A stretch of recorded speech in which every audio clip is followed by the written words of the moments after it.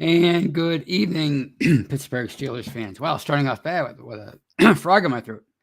Welcome to another episode of Steelers Friday Night Six Pack. I am your host, Tony Defio,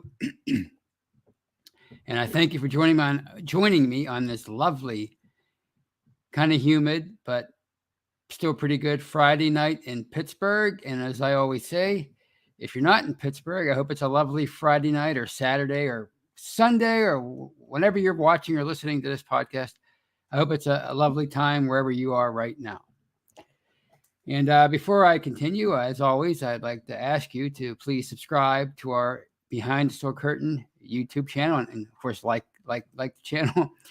We bring you live shows each and every day and night, including this show. Earlier tonight, on Friday night, we had the Touchdown Under Show with Maddie Peverall and Mark Davison. We have the Steelers Q&A on Sunday. That's with different hosts every week. I'll be back on in a couple weeks, or maybe next week. Next week with Jeremy Betts, I believe. Yes, Jeremy Betts. But we have different hosts every week. That's every Sunday night. There's Bad Language. That's on Sundays. That's with Brian Anthony Davis. We Run the North. That's with Kevin Tate. Monday, we have The Hangover with Brian, yours truly, and the great Shannon White. And he wrote a great article the other day about Merrill Hodge's opinions on Devin Bush. I thought that was a pretty good article. Shannon's really good. He's really good. He's got a great presence in podcasts. He offers really cool insight. I enjoy him. And of course, Tuesday we have the Scobro Show with Dave Schofield and his big brother Rich. We have the curtain call every offseason, aka Know Your Enemy in the regular season. That's with Jeffrey Benedict and Shannon White. Thursday we have the preview with Jeff Hartman, Brian Anthony Davis, our podcasting producer, the hardest working man in show business, and Dave Schofield. And I think that's all for the live shows. Also, you can catch these live shows live on Facebook.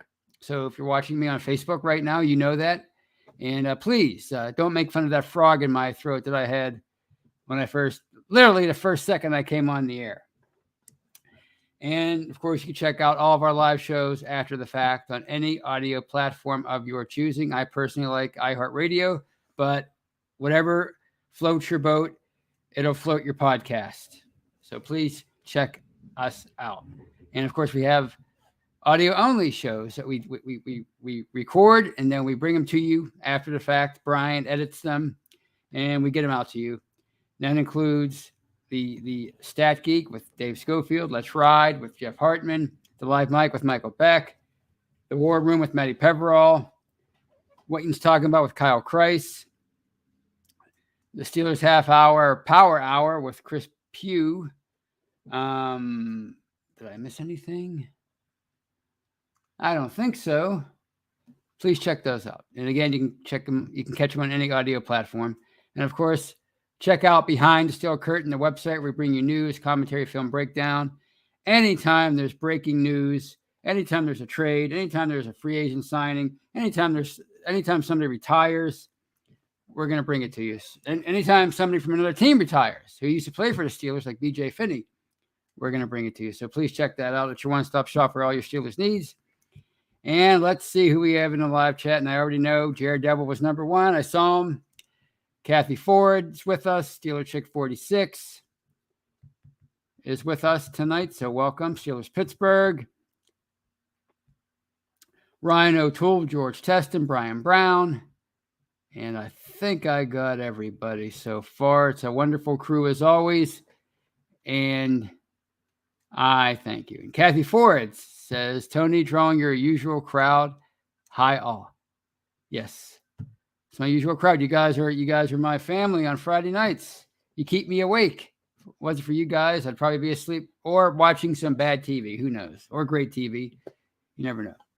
So as the title suggests, the Steelers have just finished up their 3 phases of OTAs, or third phase, and that led into mandatory minicamp, which is pretty much like OTAs, except you have to be there or people get mad. Although they get mad when you don't go to OTAs too. So, but that just concluded on Thursday, and now the Steelers are officially in the quiet part of the offseason. I mean, for one thing, I can't believe it's June 10th as I'm streaming this podcast. I cannot believe it. I mean, just think it was only yesterday. It felt like it was only yesterday anyway, that we were sitting around pretty depressed, but probably pretty realistically so too, watching the Steelers get dismantled by the Chiefs in the wild card round at Arrowhead Stadium. I believe that was January 13th or 17th, or it was 5 months ago. And we got through that. Big Ben's retirement, free agency, and Steelers pretty active week or two in free agency. Signed Mr. Trubisky. I mean, my gosh, Miles Jack, you name it. They kept signing people. It was great. And of course, the draft season with all the mock drafts, and then the draft itself, and then the fallout. My goodness, not only did they sign Mitch Trubisky, but they drafted Kenny Pickett. And then, of course, you went through all the OTAs, as I just mentioned. And now here we are. It's June. It's almost the middle of June. And that means that we're roughly 6 weeks away from the start of training camp. So that means we have about 6 weeks of quiet Steeler news. One would hope. I think at this point, the only thing you would want to come out of these next 6 weeks is, if you're into this sort of thing, and I know a lot of people are, and that's the signing of another veteran free agent or a younger free agent, whatever, a free agent that could help them. I don't know if there are any out there. Last week I was pretty pro start finding out what you have with the defensive line, your own defensive line, your younger players. So who knows what their plans are going to be. Last year they signed Trey Turner around this time. Of course, he was to replace David DeCastro, who they had to release.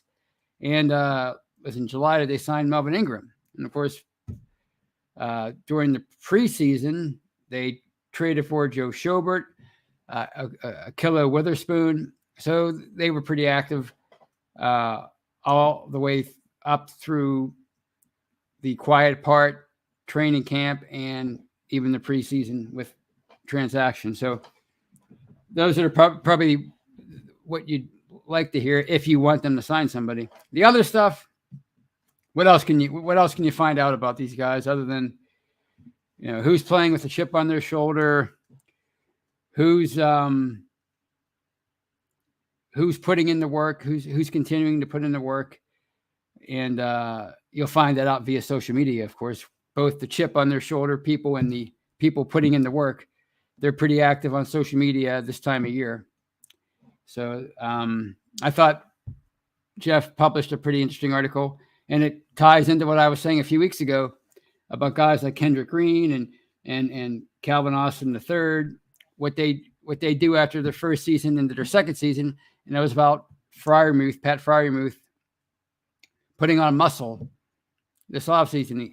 According to him, he went right to work with his trainer after the season, after his rookie year of 2021, and he started hitting the weights hard, and I'm sure other forms of training. And as he tells it, he's bigger and stronger, but he's lighter. Either way, he's transformed his body, which is a common theme, I think. Like I said before, it's a common theme for these first-year players that are heading into their second year. I think they realize going through that rookie process with the increase in the number of games they have to play, the fact that they're actually working, and it's you're not just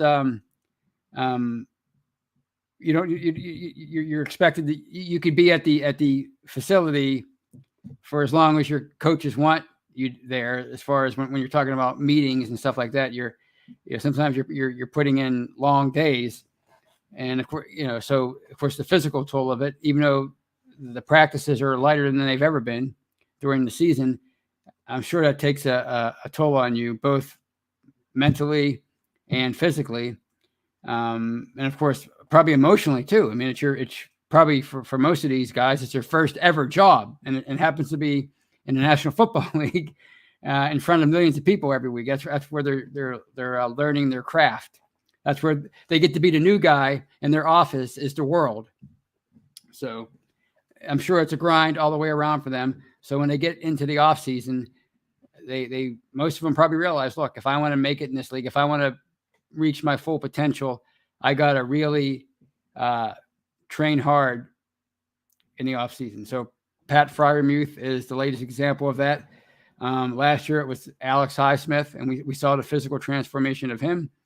And I expect to see that next year with guys like I said before, Calvin Austin. So I thought that was pretty interesting. So you're going to hear more stories like that over the next 6-7 weeks until training camp rolls around. You always hear the stories about the guys they have a massive chip on their shoulder. And if somebody like Mason Rudolph doesn't, if he doesn't have a chip on his shoulder right now, he doesn't have blood in his veins, because I mean, this guy, obviously the fans have written him off.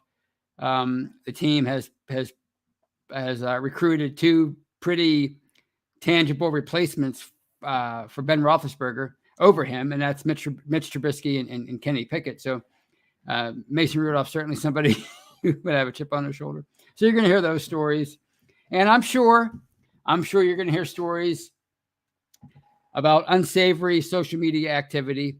And let's be real, it doesn't take much. It doesn't take much for these guys to peeve off the fans and the media who let's all say it together, love to stir the pot. So is it going to be a milk crate challenge? Is it going to be some tasteless joke like we heard last year with Devin Bush? What's it going to be? I'm sure you're going to have some of that over these next 6 weeks, because let's be real. The NFL never wants to sleep. It's like Las Vegas or New York or whatever. It never wants to sleep. It never wants to lose your attention. So every little bit of news that they can blow up into something bigger, they're going to do it. And you're probably going to have your national types, which they've been doing the last few years, coming out and saying the Steelers have absolutely no chance of doing anything this year, regardless of who the quarterback is. It's their time in the cellar, and they have to accept that. So you're going to have some of that, I'm sure. So these next 6 weeks it might be a quiet time for them, the players themselves, but for the fans and the media, for the fans and the media, I'm sure they're going to find lots of things to talk about, and I'm anxious to see what that is. But regarding the last week or so of these voluntary / mandatory practices, I thought it was interesting that what you saw with, and I have an article coming out about this. I think it's coming. It was supposed to be published today, but I guess they moved it back. It's not Naji Harris's his dance with the media the other day regarding his weight and how he was. They were kind of trying to imply last week when this was tweeted by Mark Caboli, a couple other people joined in. I'm pretty sure they were trying to imply that Naji Harris he came into the OTAs heavy or heavier than he was last year, and the one guy, Dov Kleiman or Don, whatever, I forget his name. I included it in the article, but I can't remember his name. But you'll read it in the article. He listed his rookie weight and height from last year, 232, 6'1" or whatever, implying that, hey, this guy gained 12 pounds. This is his rookie year. Is this muscle? Is this fat? What is he doing? Is he letting himself go? And of course, you could see just by the still photos you see of Naji Harris at OTAs and minicamp that he's still the same old physical specimen that he was last year and in college. The guy's built like a brick, like my grandfather used to say, a brick spit house. I'll just say that. The guy's a physical specimen. There's no worries about his weight. If he wants to look like that and play at 245, I think he'll be okay. And he went on to explain to the media, the scrummer reporters that were around him at his locker on, I guess it was Tuesday or Wednesday, that, hey, last year I might have been listed at 232, but I actually played at 242. Right now I'm 244. but you're always heavier this time of year. And by the time camp rolls around and we get through camp, I'm going to be lighter. So I'm probably going to be 242 again. These guys, most of them, they monitor every little thing that they put in their body. Their workouts are extremely regimented. So if he's planning on being 242 by the end of training camp, he's probably going to be 242. Again, these guys most of them are finely tuned athletes. They know their bodies like most people know the back of their hands. I mean, it's just, which is redundant, I guess. But so I just thought that was funny. And the way he handled it was great. I mean, he was funny.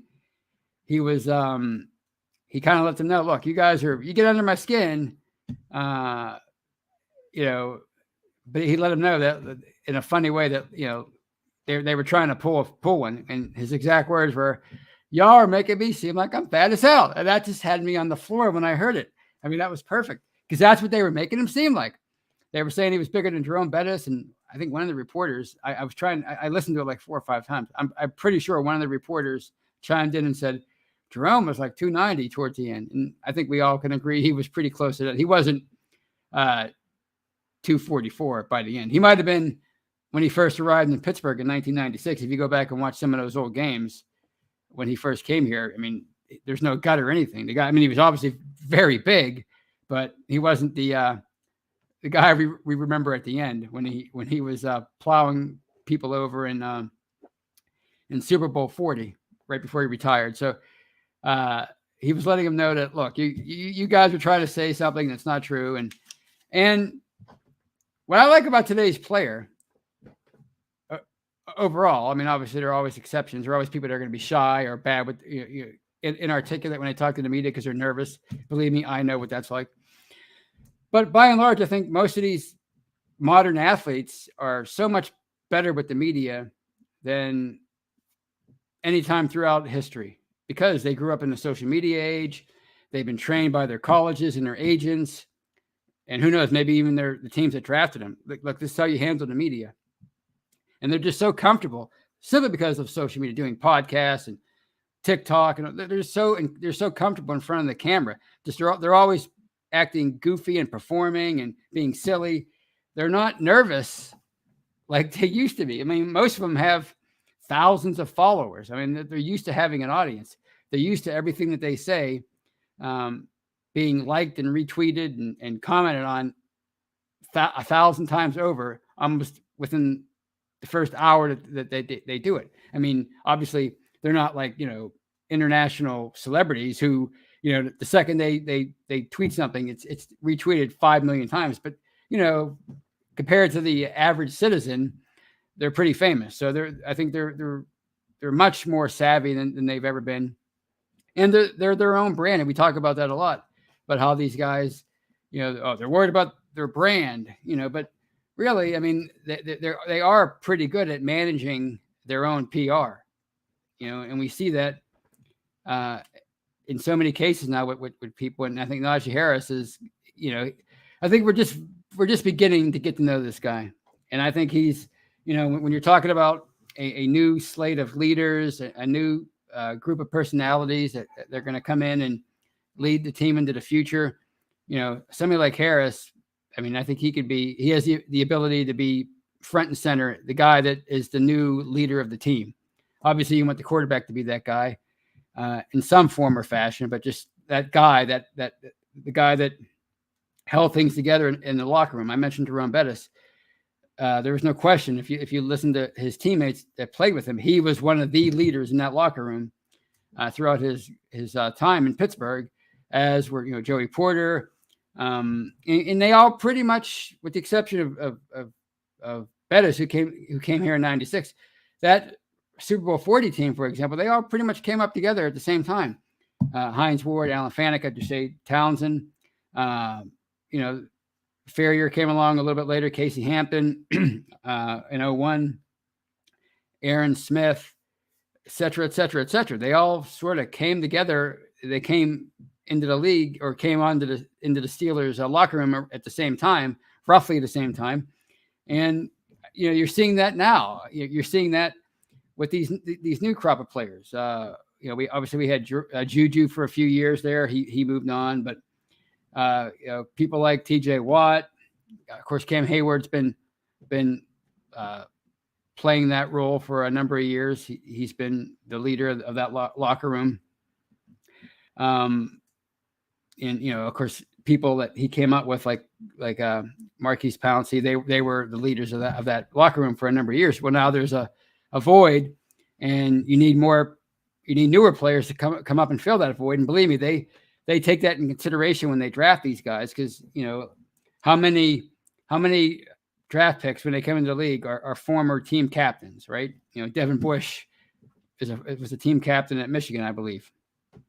So that's what they're looking for, and Naji Harris has the opportunity to be, I think, their leader in the not so distant future. So, and that's why it's going to be interesting to see, Kenny Pickett's personality. Whenever he's been pretty quiet so far throughout OTAs and minicamp, you haven't heard a whole lot from him.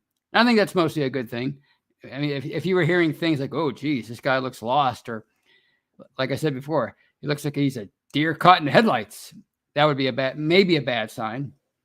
Not an alarming one, but for a rookie, but you haven't heard that. So it's going to be interesting to see how his personality, because we've heard things about how confident he is, and how he's a natural leader, and how he's somebody he's one of those first guy in, last guy out kind of quarterbacks. Which, I mean, let's be honest, we didn't always hear that about Ben Roethlisberger. And I'm not saying anything bad about him, but he was certainly a different quarterback than what they're saying about Kenny Pickett, and even Mitch Trubisky. He's quietly, I think, emerging as a team leader. I mean, some of the things he's saying in the media, and what the guys are saying about him, and of course he had everybody down to Florida, or as many people as he could back in April to train. So he's assuming that role as a leader. So as long as he's, if he can perform at a high level and stay on the field, I think he's going to be an effective leader for them, and somebody that they're going to be willing to follow in that locker room. So I think that's pretty much all I have for that portion of it. What else did I want to talk about? I didn't have a whole lot. Oh, yeah. I wanted to touch on one more thing, or maybe a couple more things. I really didn't get a chance to talk about it last week all that much, because the Stephon Tuitt news, when him retiring, and I wanted to talk a lot about that, and I kind of put some other stuff aside for another show. And that's the little dust up last week involving Mason Rudolph, who I mentioned a few minutes earlier, when he was discussing the relationship between a veteran quarterback and a rookie coming in, and that possible mentorship role that the veteran's supposed to take on, and whether or not he should do that. And Rudolph basically said, when asked how he would interact with Pickett, he said, "You mean like somebody else?" He was referring to Ben Roethlisberger. And of course, last week people were saying, "Oh, he shouldn't say stuff like that. He needs to let that go." But he's the only one who had to deal with Ben Roethlisberger in that circumstance, as far as that relationship. The guy who didn't want to be his mentor, and he spent 4 years, basically, if we're to believe what reporters have said and read between the lines, and the fact that Rudolph hasn't really said a whole heck of a lot about Ben Roethlisberger. I mean, if he really admired the guy, I'm pretty sure he would have made that public. And if Ben, had great things to say about Mason Rudolph, he would have made that public. So he's the only one who had to deal with Ben Roethlisberger in that kind of a demeanor for 4 years. So when people say, "Well, he shouldn't say stuff in the media," well, I mean, we've all been in situations where we've been treated poorly at work or in a social setting. Maybe you're with a social a network of friends, and there's just somebody that just does not like you. So, maybe, and I've had this happen to me a few times, like with Facebook. Like you're still involved in the same social network with someone. You see them all the time, and for some reason they decided to unfriend you. No explanation. They did that, and it's just an awkward thing. And like, what did I do? So we've all been in those kind of situations, and it's so stressful, especially if it's work and you have to be around them 8, 9, 10 hours a day, 5, 6, maybe even 7 days a week sometimes. That's a stressful situation. So, you want to vent about it. When you want to vent to your friends, to your family, you're at happy hour and you're talking about, everybody's getting together, talking about this one person at work. Oh, so, when Rudolph is asked questions about it, we shouldn't be surprised that he responds, and maybe he responds in a bit of a derogatory manner, because he's the only one who had to go through it, not us. So, like I wrote in the article the other day, we're always going to revere Ben. I love Ben Roethlisberger. I love him, as a player. I do. He's one of my favorite Steelers. I'm always going to be grateful for what he did for this organization. He took this organization and he lifted it out of the 70s, because that's where the fans were living for 25, 26 years until he came along. Joey Porter said, they just kept having these 70s reunions over and over again. We wanted to get a Super Bowl. So I'll always be grateful for what Ben did. To me, in my mind, he's the best quarterback in team history. Just a fantastic all-around player, great athlete, fantastic arm in his day. Way more disciplined than people ever give him credit for, or ever gave him credit for. But let's face it, none of us had to work with the guy. None of us had him as a teammate. None of us knew what he was like in that regard. So if Mason Rudolph has bad feelings for him, who are we to question that? So, I just think that's another thing about it that I like about Mason Rudolph is, yes, he's getting counted out. He's behind Trubisky and Kenny Pickett in the eyes of many when it comes to this quarterback competition. In the eyes of many, he's not even in the competition. But the fact that he's staying focused and hungry and showing up every day and doing his job and preparing, to me, that's a good sign. Because, again, when you move past, oh, Mr. Trubisky, they signed him. Oh, Kenny Pickett, they drafted him. That's great. At the end of the day, it's about finding the right guy. So whoever that happens to be, I'm going to be on board. So on that note, I think I've run out of things to say. As I said, it's the quiet part of the offseason. So I will take the next 10 or 15 minutes and take some questions, highlight some comments. Let's see what we got tonight.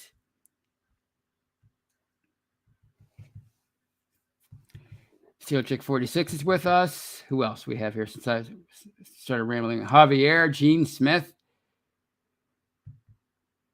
He says of Naji Harris, he can't be beat down. He has to stay healthy. That's right. So, that's why maybe he feels like he has to be 244. And it doesn't look like it's a bad 244. It looks like it's a pretty rock solid 244. So if that's how he feels like he has to, if that's the weight he feels like he has to play at in order to be productive and get through a season, again, these guys, they're finely tuned athletes. They know their bodies better than like your average person. Like they know, what they've eaten probably over the last week or so. I mean, they're so in tune with that. So if he feels like 244 is the weight for him, then, I mean, it was pretty good for him last year.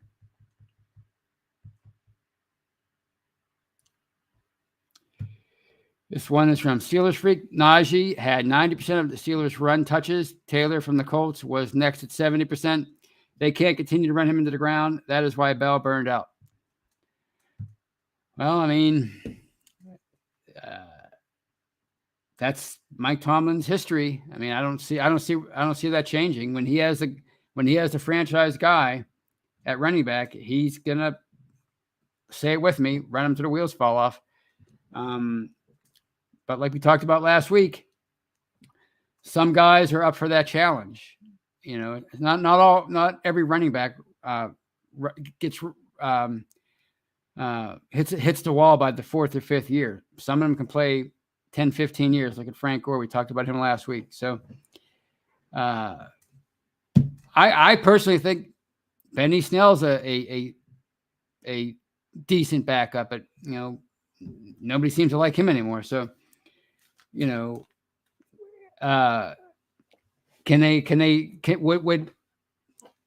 lessening his workload by 10% help him and still keep him effective? And if so, then I'm all for it, because to me, if you can limit the wear and tear on all these guys, regardless of position, there's a better chance that they're going to be effective all throughout the year. And obviously it's going to cut down on the chances of injury. Thanks, Mean Joe joins us, and he says, I love the prospects of the new Steelers offense. I think it still comes down to how much improvement up front. I think we're set at quarterback, running back, and playmakers. Well, obviously the skill position players are I think they're extremely talented. Obviously Naji Harris, we saw what he did last year. Pat Freiermuth, I mean, he showed a lot of potential last year, and with him working as hard as he has this year and transforming his body, that should make him even more effective going into his second year. And he's going to have the added benefit of a year of experience under his belt, knowing the playbook, being more comfortable. Now, obviously, there's the dynamic between him and maybe Harris doesn't have to worry about, because he's a running back, and that's the dynamic between him and the quarterback, whether it's Trubisky or Pickett or Rudolph. He's got to develop chemistry with whoever the quarterback is. So but yeah, you're right. It ultimately is going to come down to the offensive line. And we saw how the line compromised the offense the last 2 years. In 2020 with the aging old offensive line, and last year with the younger offensive line that was still fairly ineffective for most of the year. So yeah, it's like the saying goes, football is a game that's won in the trenches. And it sounds like a cliche, but it's mostly true. So yeah, how much has Dan Moore improved? Can Dotson, can he be effective in this kind of blocking scheme, which is more zone blocking, more finesse? Obviously, who's going to be the center? Is it going to be Mason Cole? Is it going to be Kendrick Green? I don't think too many people are worried about James Daniels, but there are a lot of people that are still concerned about Shooks Okorafor. So how this unit, how quickly it gels and meshes and plays together, how quickly that happens, it's going to go a long way in determining how well this offense performs this year. As of course, whoever happens to be the starting quarterback, that guy has to be extremely effective too.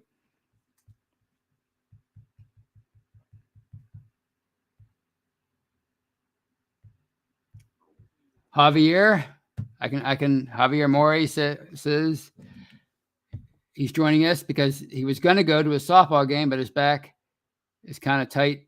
Sucks getting old. I heard that, Javier. I just turned 50, and I was at a wedding last week, and this another example of how freakishly athletic these professional athletes are compared to your average mortal like me. I hurt my knee dancing. I woke up, I came home from the wedding, fell asleep in my recliner, woke up in the middle of the night. My right knee, I couldn't bend it. And it bothered me for 2 or 3 days. Dancing. So yeah, getting old. Whew. I hear that, Javier. Hopefully you can get to your next softball game. But I thank you for joining me, joining the whole crew. Just Me is with us, by the way. And this is one. Let's see what Ryan O'Toole has to say. This is about an autograph from Jerome Bettis, the legend. And he says, I've got super cool autographs, framed posters of Jerome and two of Troy. Oh, Troy Polamalu too. Cool presents from friends. That's awesome. I mean, during Bettis' his first year in Pittsburgh, my uncle, who's the same age as me, we were living together at the time. He was out somewhere. I don't know. I think maybe a bar or a someplace where they sold alcohol, and Bettis came in and bought a 6-pack, and I think he gave him his autograph. My sisters got me a Jerome Bettis autographed terrible towel early in his Steelers career. Of course, I gave it to a friend a few years ago who gave me tickets to a Steeler game. So, pro bono, right? So, but yeah, that's pretty cool, Ryan, to have those. I mean, you're talking about two Hall of Famers, two heroes of their most recent Super Bowl era. So that's pretty cool. And Mean Joe says, let's hope the D-line is better against the run. Well, that's where Tyson Alualu is going to factor in heavily. He's really effective in that role, so he's going to have to turn back time and continue to be effective this year. And, of course, hopefully some of the younger guys will step up and become good at that as well. And this is another one from Javier, and he's referring to the new helmets. He says, "What is up with the weird helmet things for protection? Are they serious?"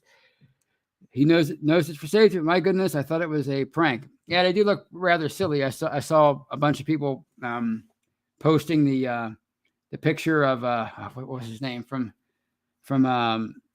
Spaceballs playing the Darth Vader role. He had the big helmet, and it did look like that. It does look kind of silly, and I'm pretty sure it's not a permanent thing, or it's not going to be instituted this year. It's just an experiment for how effective it could be in limiting head trauma during games. Now, obviously, if they move towards that kind of helmet, I'm sure it's going to be more streamlined in the future. And of course, it's not going to look like that during a game. I mean, that'd be a horrible marketing tool, but I'm sure it's just they're just working out the kinks, or they're, I shouldn't even say working out the kinks. They're collecting data right now. Since they were wearing them during OTAs and minicamp, which is basically contact free. I'm sure they were just seeing how the players moved in these helmets, this protective gear on top of their helmets, I assume. But it's not going to be implemented this year, I think. But if they are going to do something like that with a new helmet, a newer and safer helmet in the future, by the time they roll it out for a live game, regular season game, when the bullets start flying for real, to quote Mike Tomlin, it's going to be far more streamlined. It's going to look a lot better.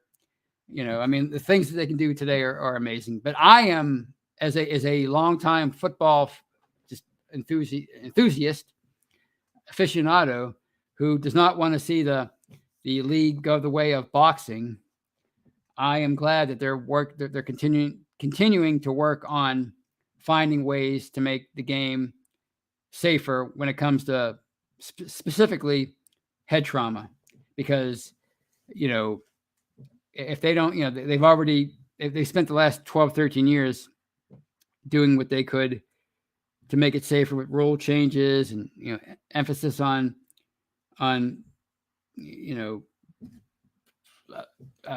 getting rid of trying to legislate certain things out of the game. So if this helps that, I'm all for it. So it was a pretty weird sight though to see those pictures.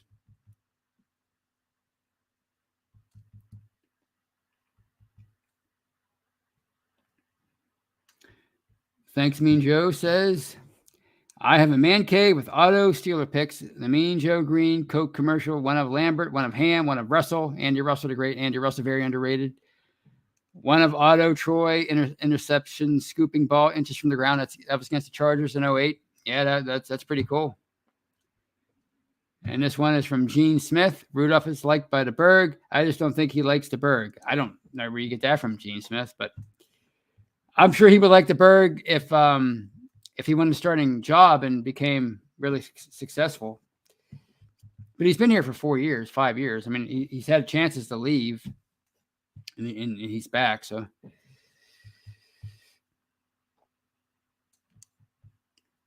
this one from Steelers Pittsburgh. Mason had to tiptoe around Ben Roethlisberger and never said a word about it for years. Yeah, well, I mean, how could he? He couldn't go public with anything when the big guy was still in the building. I mean, you talk about a toxic work environment if that were to happen. And he really didn't say a whole heck of a lot about it.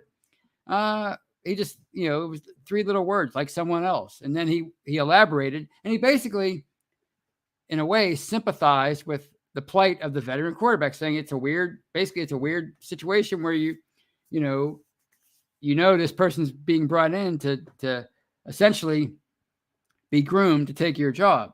And, you're expected to show them the way and to mentor them. So I get it, why Roethlisberger may have been threatened. And he's not the first quarterback to feel threatened. Even if you don't want to mentor somebody, I mean, it sounds like it went beyond like him refusing to mentor Rudolph. It sounds to me like he kind of gave him the cold shoulder, phased him out, marginalized him. And that's not a cool thing. It just isn't. But, he's a human being. We all make mistakes. Again, it takes nothing away from how I feel about Ben Roethlisberger as a player. And again, we don't even know. We still don't really know the whole story. Maybe it'll come out someday. And maybe they'll mend fences. And maybe they'll become friends. And if that happens, and that increases the chances that in the meantime, Rudolph is the starting quarterback of the Steelers and has a successful career here. So we'll see. Just Me says about bubble wrap. Somebody mentioned put these guys in bubble wrap. Just Me, who's a regular, says Tom Brady's been in bubble wrap for years. Well, he certainly gets protected. Of course, most quarterbacks of that stature throughout history get preferential treatment. I mean, let's be real. I mean, Big Ben didn't get that kind of treatment by and large. Neither did a player like Cam Newton. But when you get the reputation as a big, brooding quarterback who likes to, mix it up, and you're not afraid of contact, I think these officials are a little less likely to protect you. But, Ben had a really great and long career, so you can't complain too much, I guess.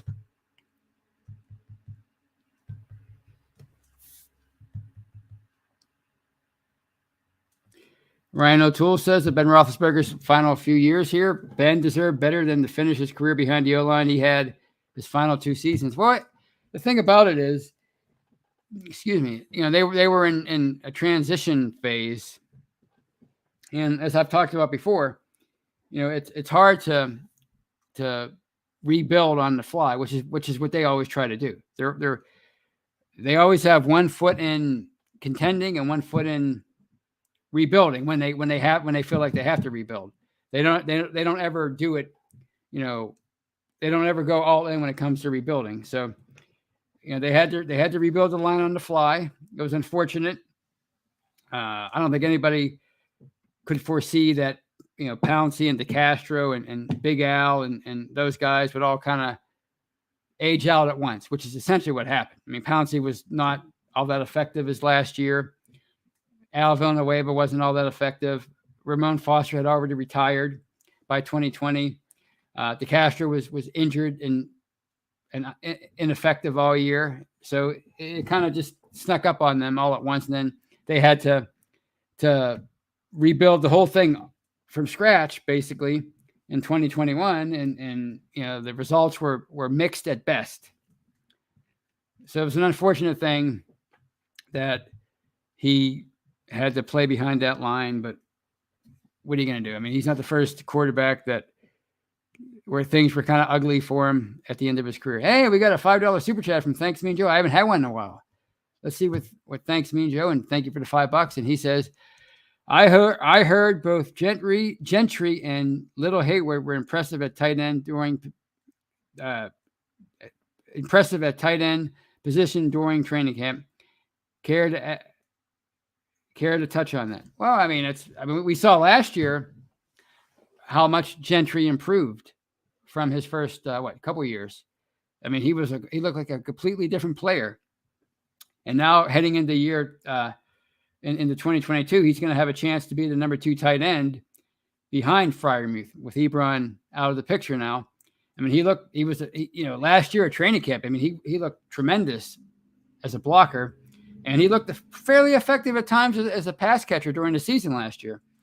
As far as Hayward, little Cam, so to speak, his little brother, that's great news. I mean, I it's hard to really get too excited about things that happen during, football and shorts, but if he's picking things up fairly quickly and he doesn't look lost, to me, that's huge going into his first training camp here. So, I mean, I'm excited.